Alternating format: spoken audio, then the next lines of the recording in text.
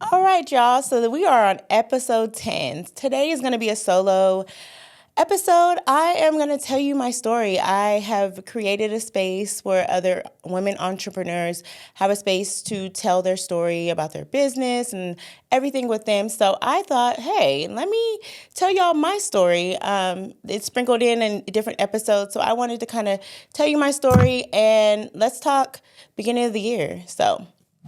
Um, a little background about me. I started on my entrepreneur journey. I would say, I think it was 2013. I just got out the military and I was trying to kind of find what I was going to do. Am I going to go work the 9 to 5, which I did. But I started a natural hair care company. I had started my natural hair journey, not with my locks, but with my curls. Right after I got out the military. So I was trying to find new products that worked for me. And I remember I was working at a orthopedics doctor's office in Atlanta. And I started kind of mixing up different butters and stuff like that. I was like, let me take this to work and see what the girls say. And I would take it, and my girl Jessica, shout out to my girl Jessica if you're watching this episode, I brought her some lavender body butter. And she tried it out on her kids. And she's like, yo, like, why are you not selling this? And I was like, I don't know. Like, I'm just mixing up stuff, trying to save, like, having to buy lotion and having a more healthier option for my skin. And she's like, you should really sell this. So I was like, oh, you ain't got to tell me twice. So I started getting products, start mixing up stuff in my kitchen. If y'all could have seen my kitchen, I used to have stuff everywhere, different essential oils, different ingredients. But I started mixing up stuff, trying stuff for my hair. And I was like, you know what? I'm going to start a natural hair care line. Like, I'm having issues with finding a product that works for me. So let me create one.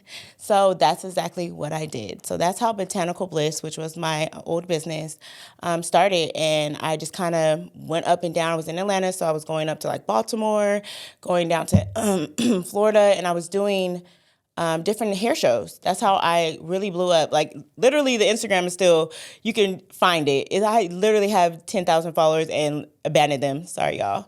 But I grew that brand from the ground up with just going to shows, collaborating with that's where influencers started to blow up.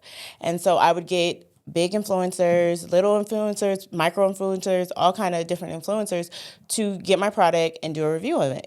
And it just shot out the roof. From there, I went and started reaching out to local businesses. So I was like, okay, well, how do I get this as a retail? I'm not quite ready for like Target, Walmart type stuff, but let me start with local businesses. And I did exactly that. Seven Otta was a black-owned market down in Five Points in Atlanta, and I reached out to them like, hey, how do I get my product in here?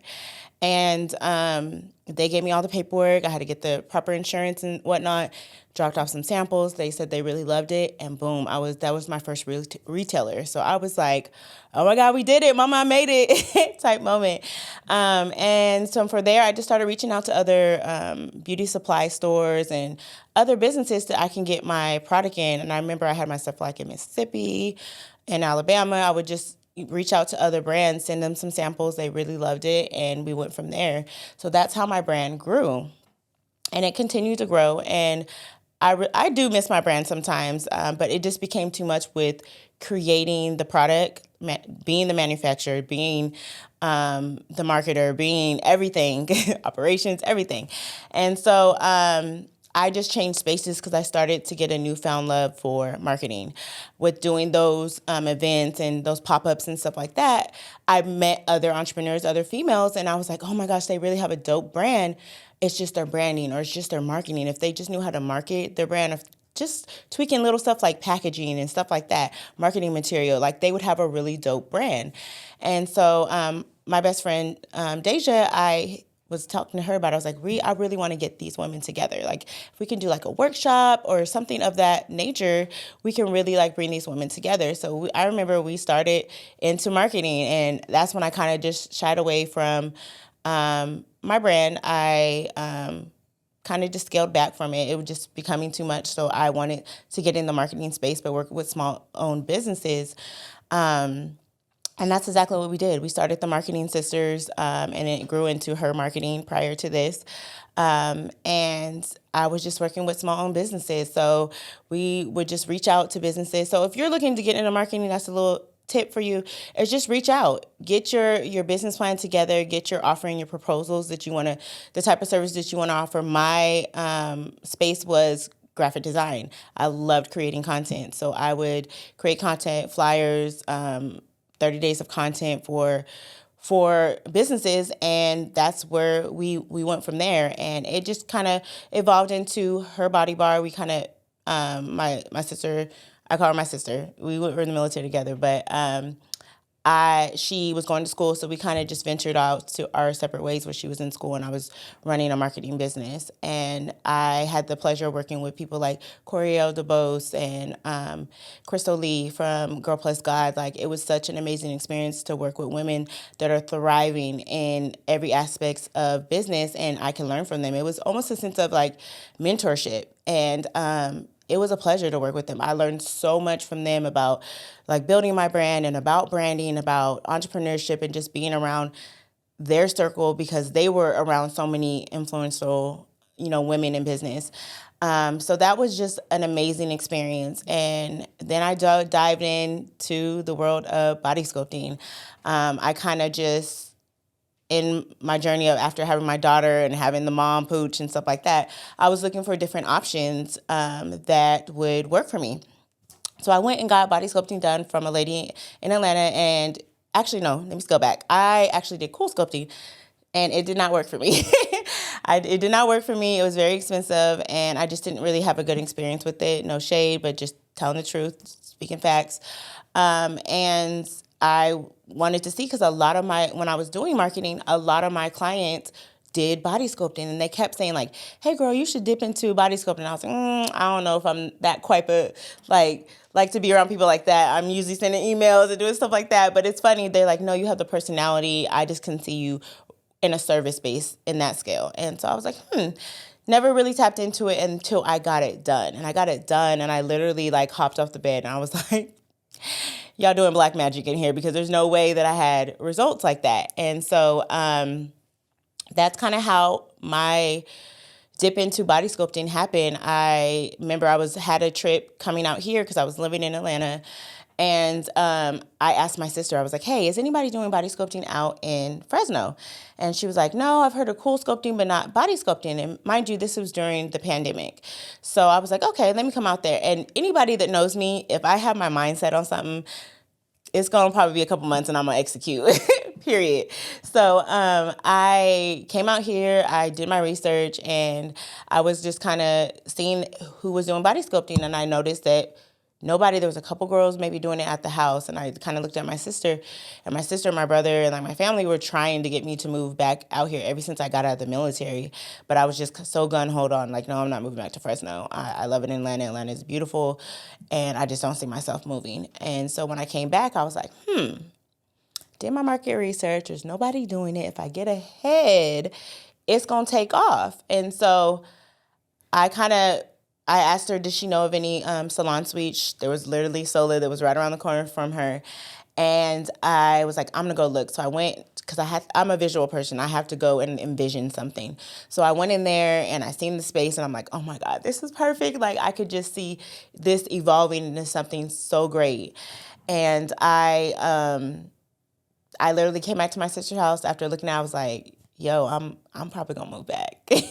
And she's like, shut your mouth. And so I was like, no, seriously, I really see this like something big. I see it bigger than what anybody probably can imagine. And so I went back to Atlanta, and I started looking for a trainer to get trained, to get certified. And I did just that. I found the same girl that I went to. I asked her, was she training? And she was. And so I went and took her training, and I started executing. People already knew it's going down. Your girl about to move back. So I would say it was in a matter of a couple months. I literally had put my notice in for my apartments because I was coming up for my 1 year of my renewal. So I was like, oh, this is perfect. And me, I'm just big on like, if it's aligning, then it's for me, period. And so I just seen the stuff was just, everything was falling in place. There was no roadblocks. So I'm like, okay, God, I hear you. you making a way for this? I'm going to follow. You're telling me this is my purpose and I'm following it. And so from there, I just started packing up my stuff. I scheduled for my car to be shipped and everything. And I remember in the middle, like, mind you, we're in the middle of the pandemic. And so I told my mom, and my mom was like, you're crazy. There's no way you're moving in the middle of a pandemic in a new industry that you've never met, never been in. And like, you're out here making money in doing marketing. Like, why not just stay?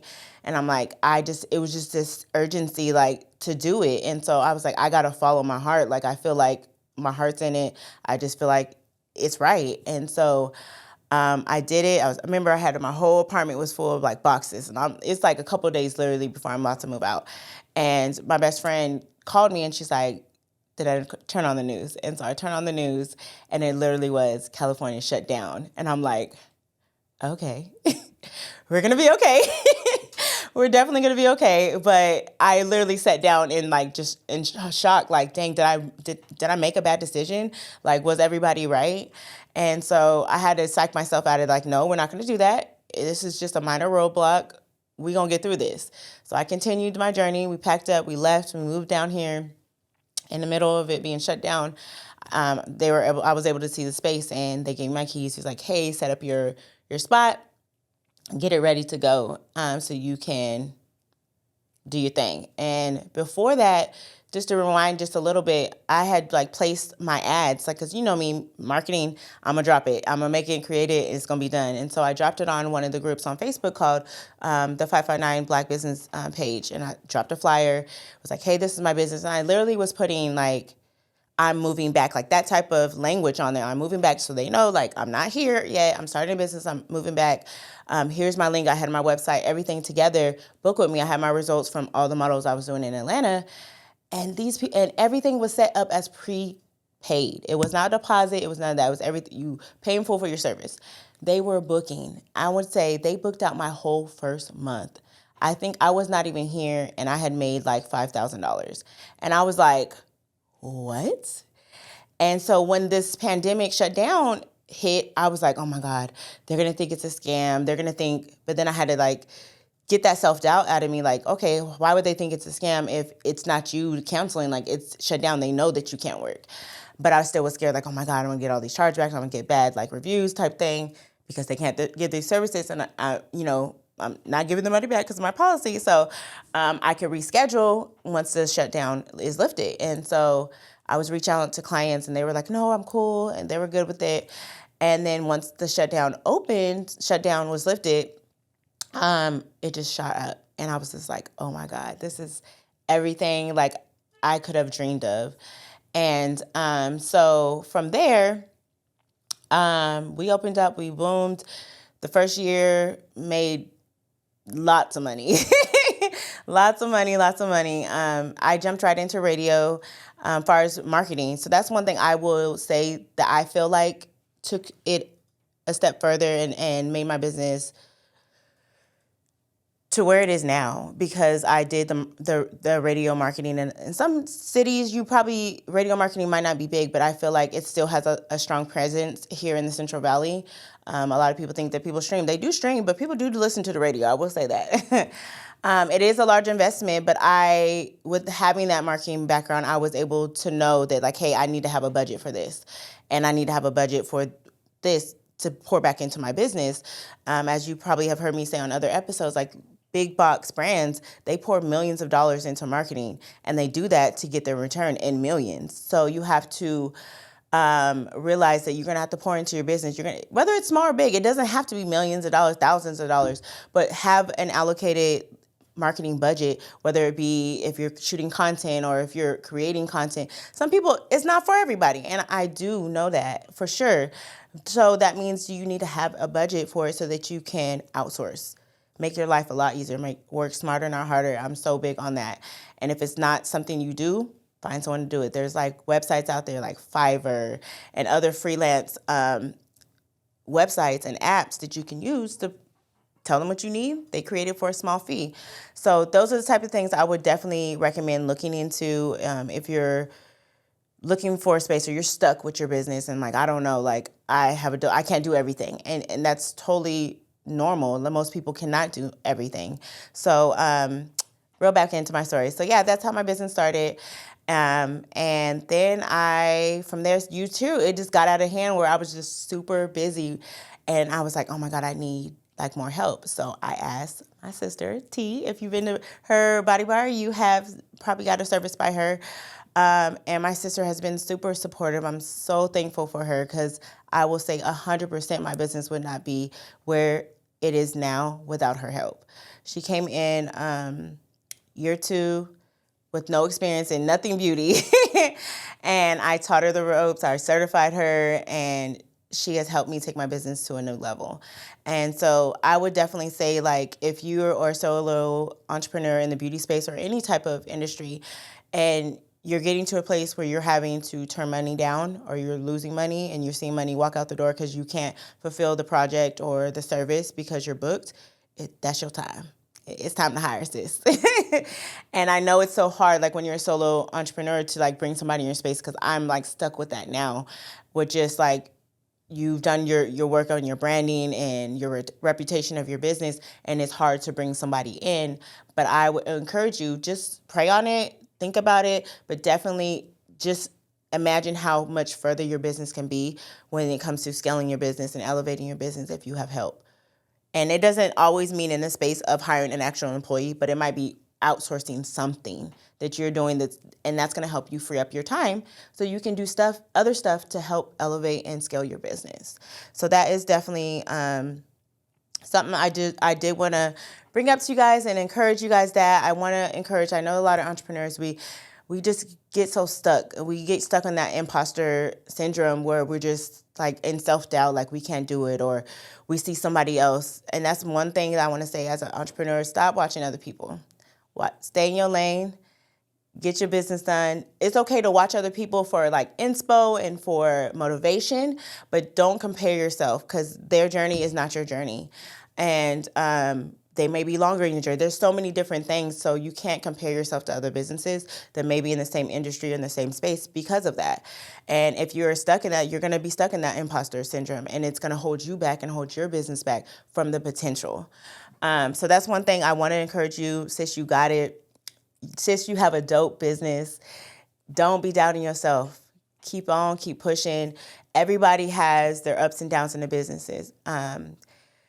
I know in a space where social media is so heavily influenced in your business and embedded in your business, but I don't want people to get hung up on the stuff you see on social media. I say it all the time. Half these people is frauds. I said it.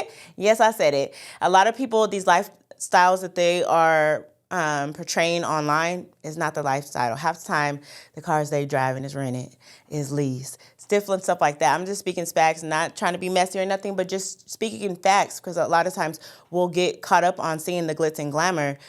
But there's a flip side to that business and that entrepreneurship for sure. Everything is not glitter and gold. I will say that. It's hard, and I will say it. I will be the first to say it. Being a business owner, being an entrepreneur is ghetto. It's ghetto sometimes. Because you're doing everything, and you're stretched thin, but you can do it. With those few tips that I put out there, you definitely can do it with just getting out of that mindset and just being surrounded by people. I keep my circle super small for a reason. But also at the same time, I make sure that I surround myself around other boss babes, around other people. I think I posted before, sit with the table with women that are like-minded. The conversation definitely will be different. And it's so true. It is so true when it comes to that. And I've learned that when I change the type of friendships and type of people I would be trying to hang with. I'm trying to be in rooms with people that are above me, I'm going to learn from. I'm going to get some sense of mentorship. I was really big, and I need to get back on it, and going to like business conferences. They're so empowering. You're surrounded by so many like beautiful entrepreneurs and business owners, and get in those rooms. Sometimes you have to save for those type of things so that you're able to get like VIP tickets and stuff like that. That puts you in positions to be around people that could elevate your business, that you can learn from, that are killing in the game, and you get that close to them because you can ask those questions that you don't have access to them. Just you send them a DM, you bet you're not gonna get a DM back. But if you But if you're in those spaces and you're at those conferences, you're able to talk to people like that. I used to go, let me see, I've been to a couple conferences. I've been to the Social Proof one. That was a dope conference, being around a lot of people in different industries. I'll have to insert it. There's another one I went to that was super dope. It was so innovative because they had like an app. You can like set up networking with different entrepreneurs there, so you can send messages. It was so dope. It was so well thought out and put together. I just thought that was the dopest thing ever. So just trying to go to those and continuing educations, but just being around like-minded people. Watch how it takes your business to another level. I would definitely say that. Another thing when it comes to like funding, a lot of people get hung up on that. Like, there's a lot of grants out there. You guys are just not applying for them. I've got grants before. I try my best to at least apply to like 3 or 4 grants a month. And you're not going to get every grant. Believe me, baby, you're not going to get every grant. But keep putting them in, putting the applications in, and you will get used to it. It will become a routine to do. And you're going to get those. There's also grants that are in locally. So you have to look at your Chamber of Commerce and things like that and different organizations to see how they can help your business taking it to another level. So look into business grants. So I'm just looking now because I got some notes.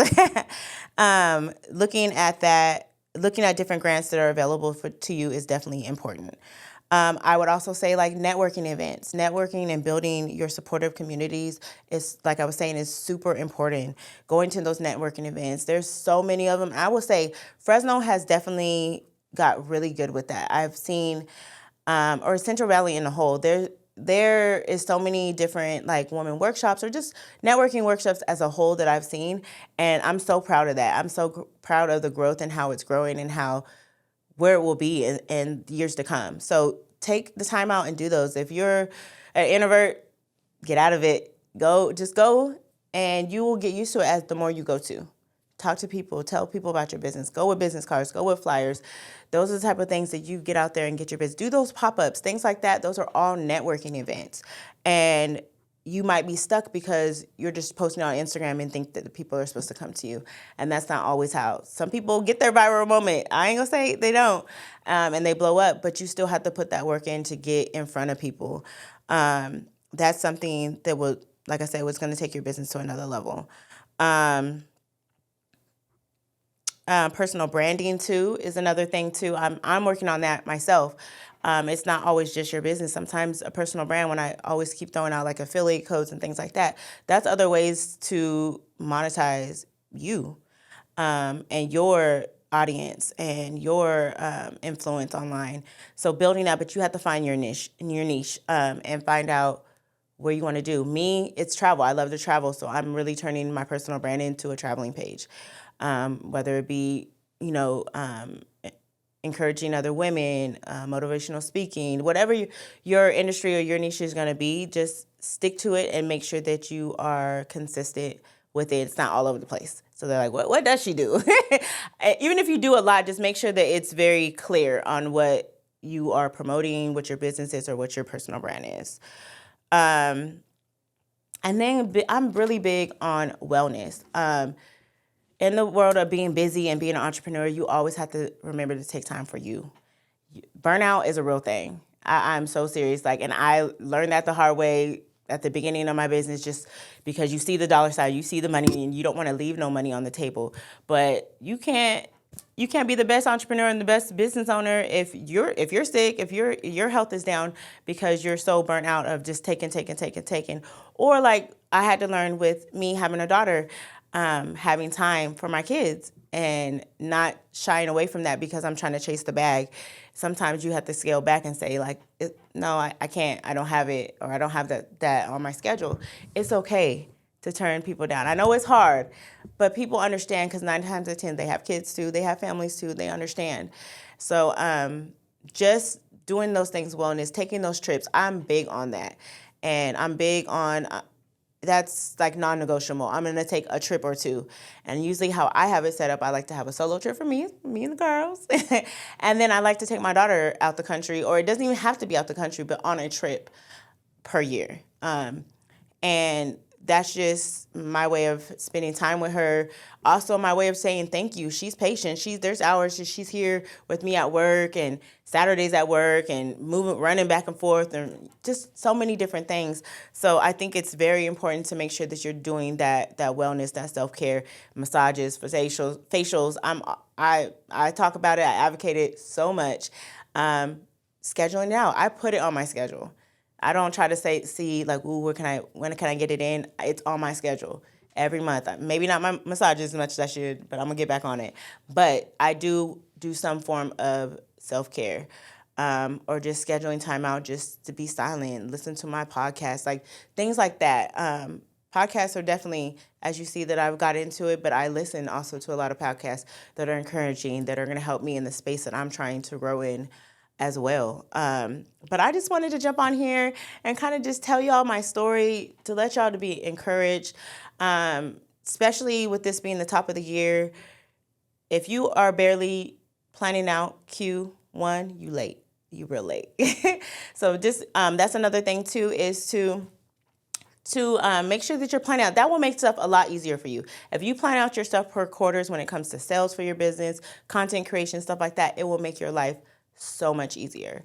That last minute stuff, which is when you drop the ball on stuff. So I would highly encourage, if you don't do that, get you a content calendar, get you a calendar period, and plan out like, hey, these are the sales I'm gonna have. These are the holidays that are coming up that I'm gonna have these sales. Plan out what those sales are. Maybe if you're gonna do your branding shoot and things like that, you plan those accordingly, and that will help plan out your content so that your stuff looks more consistent, it looks more well put together, and yeah, you just could be the great entrepreneur that we know you are, the great business owner that we know you are.